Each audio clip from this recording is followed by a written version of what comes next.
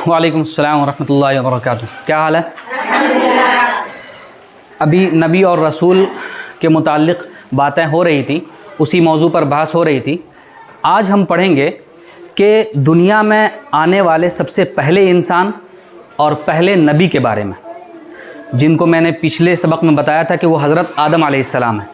हम उनकी तख्लीक़ यानी उनकी पैदाइश के बारे में जानेंगे कि उनकी पैदाइश कैसे हुई, ठीक है।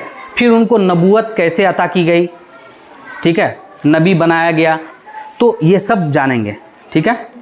तो सबसे पहली चीज़ तो तुम लोगों को ये लिखना है कि हज़रत आदम अलैहिस्सलाम इंसान कैसे बनाए गए, फिर उसके बाद नंबर आएगा कि नबी कैसे बनाए गए, ठीक है।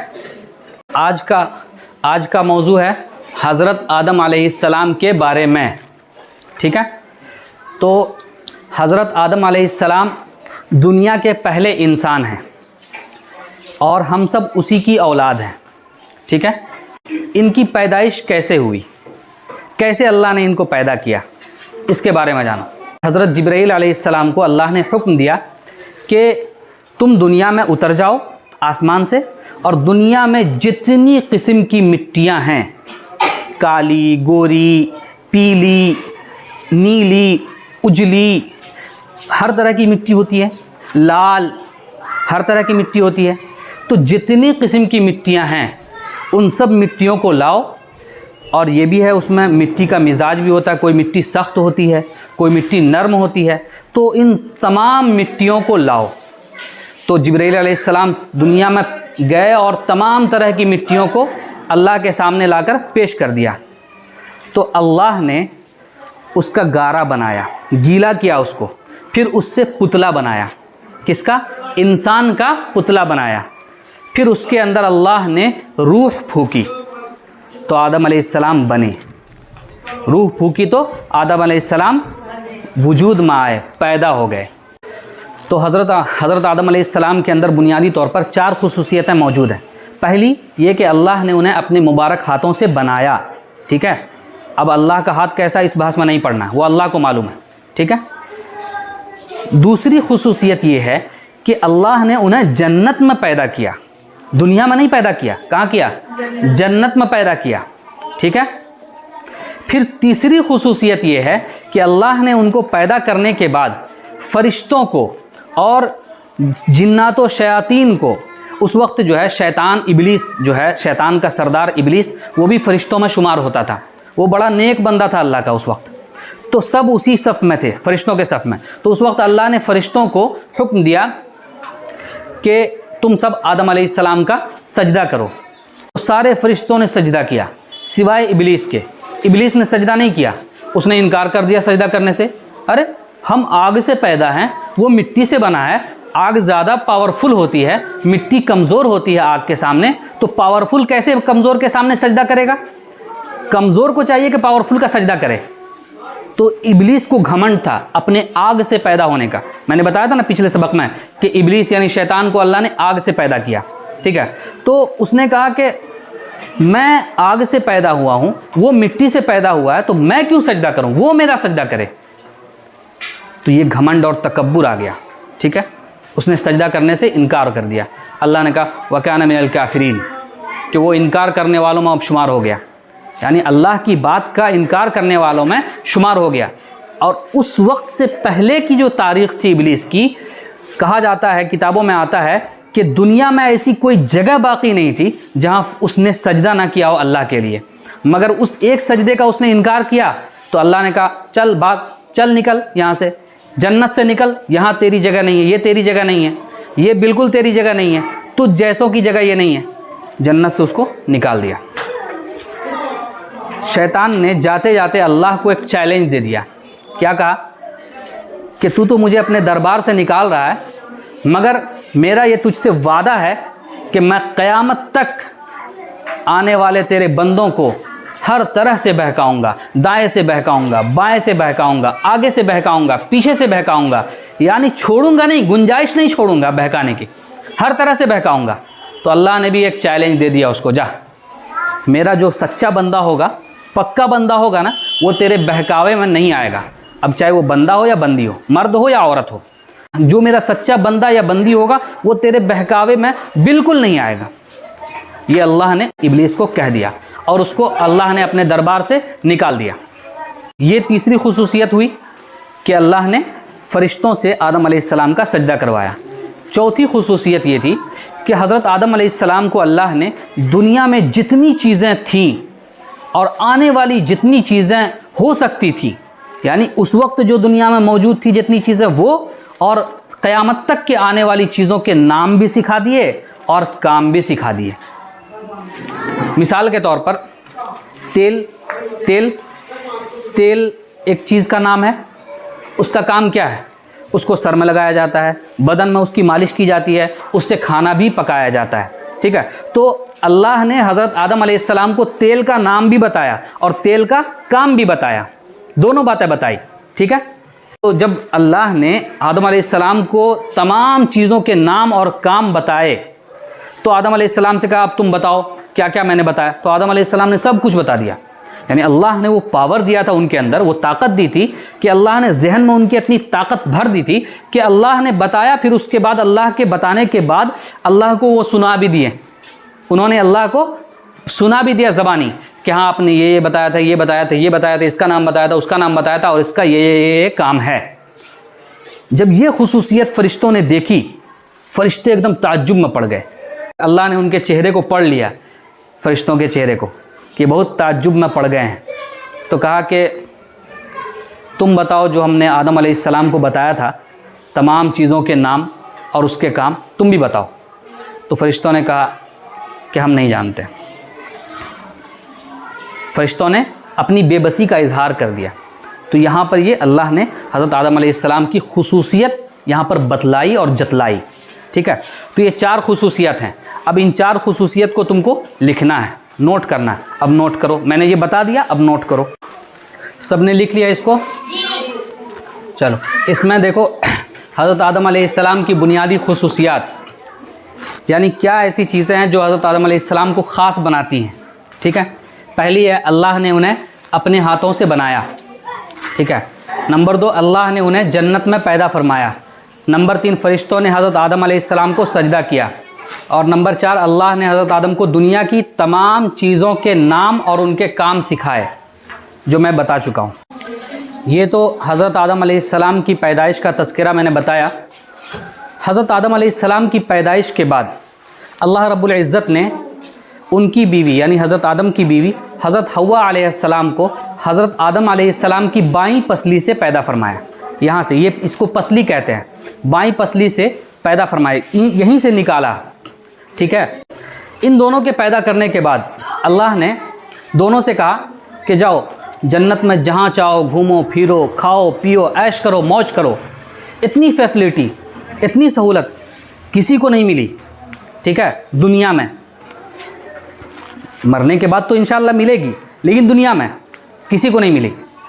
لیکن ساتھ ساتھ اللہ نے یہ کہہ دیا ان کے امتحان کے لیے، دونوں کے امتحان کے لیے، کہ دیکھتے ہیں دونوں میری بات مانتے ہیں یا نہیں مانتے ہیں، یا شیطان کے بہکاوے میں آ جاتے ہیں. جو شیطان نے چیلنج کیا تھا کہ ہم آدم علیہ السلام کی اولاد کو، آدم کی اولاد کو بہکائیں گے، قیامت تک آنے والی اولاد کو بہکائیں گے.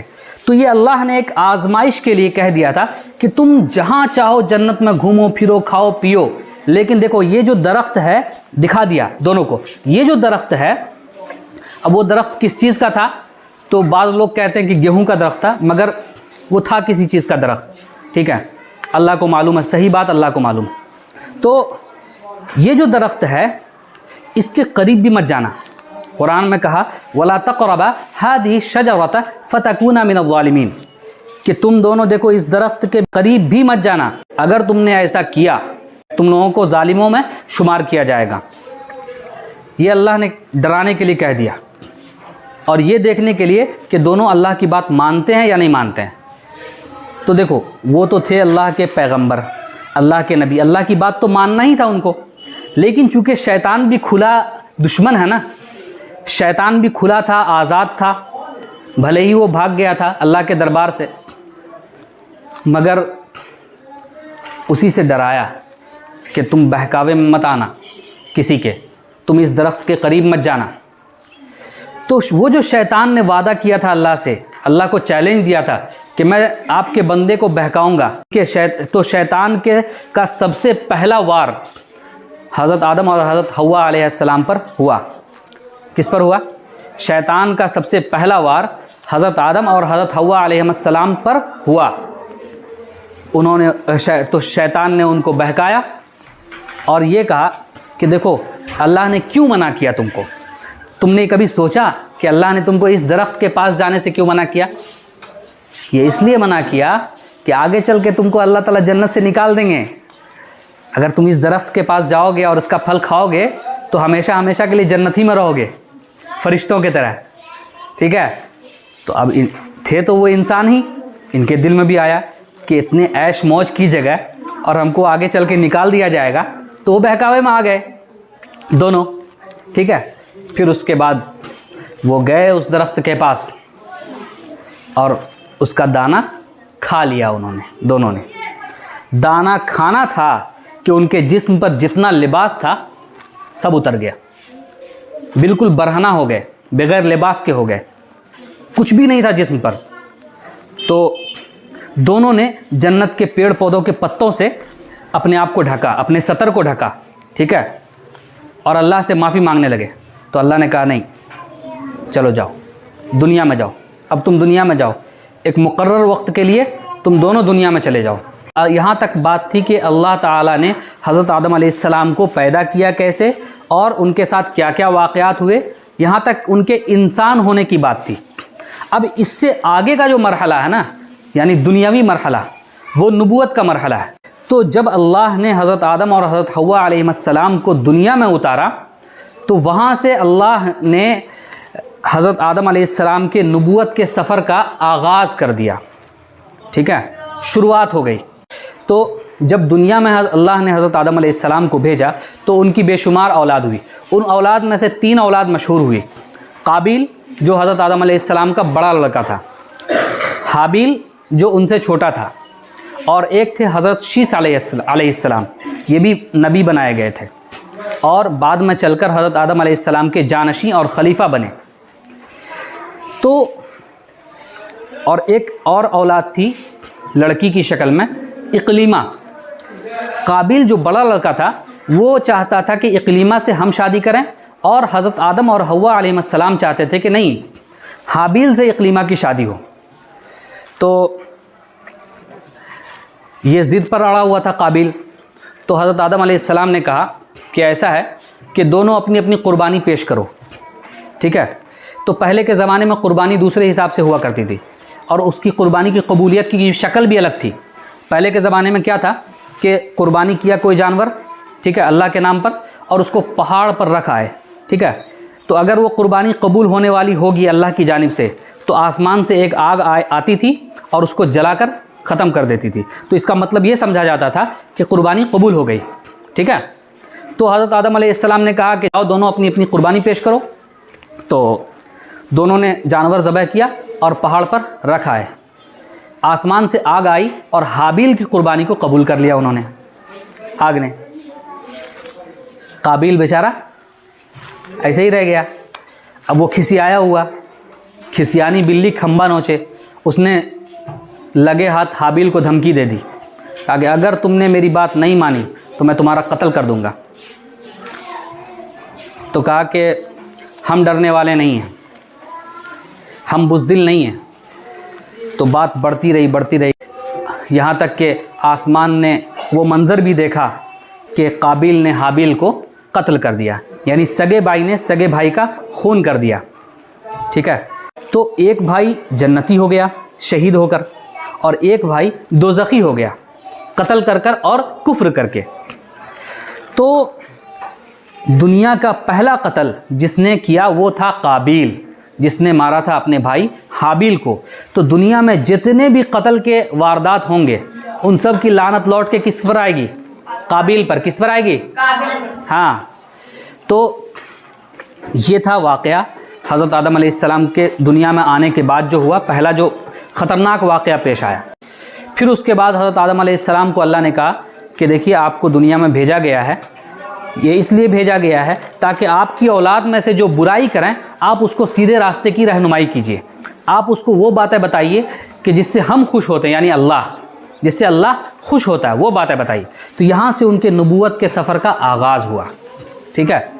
تو اس طریقے سے حضرت آدم علیہ السلام دنیا میں تقریباً 1000 سال رہے زندہ، ٹھیک ہے۔